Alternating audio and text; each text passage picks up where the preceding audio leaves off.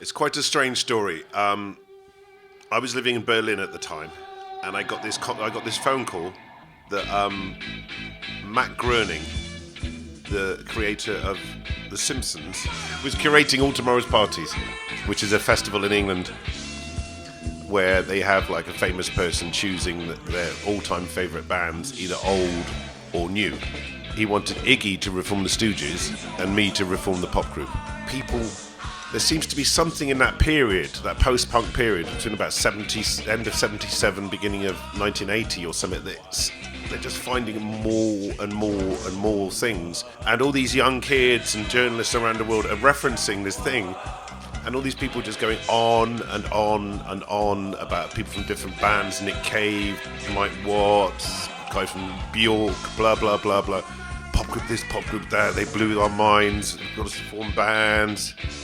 And we've always been very, very fiercely independent because the politics of actually owning the means of production was very important to us in the early stage. So we've always kind of controlled a lot of our catalogue.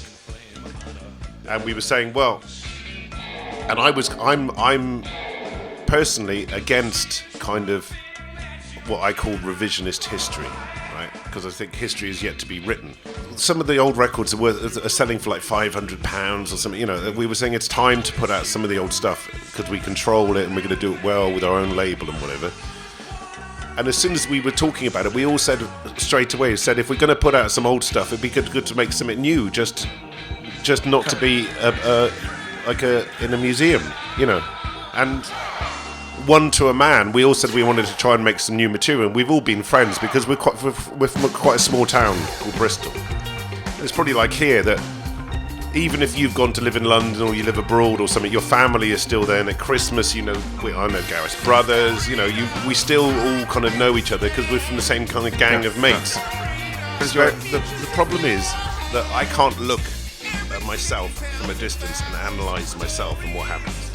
Mm-hmm. And journalists like you or Simon Reynolds or whoever, all these very theoretical German guys, they put the GPS on where you are, and it's a bit like horoscopes. You know, it's bollocks if you ask me, really. But they try and bring in this kind of really bad 1980s kind of social narrative into, oh, you had black friends and how did you get this bollocks? You know, I don't really see race or sex, or do you understand? I don't see that, so I can't really understand how the narrative things. And I love bass music. I've always loved bass music, and for me, a friend of mine from this band, Smith and Mighty's, had this saying that bass is maternal. It's like being in the womb. It's like hearing the heartbeat next to you, the pumping of your mother's. This division of punk, and again, is trying to put you in a genre. Right? I don't really want to be put in any kind of box until I'm dead, and even when I'm dead, I'm sure I'm trying to get out of the box.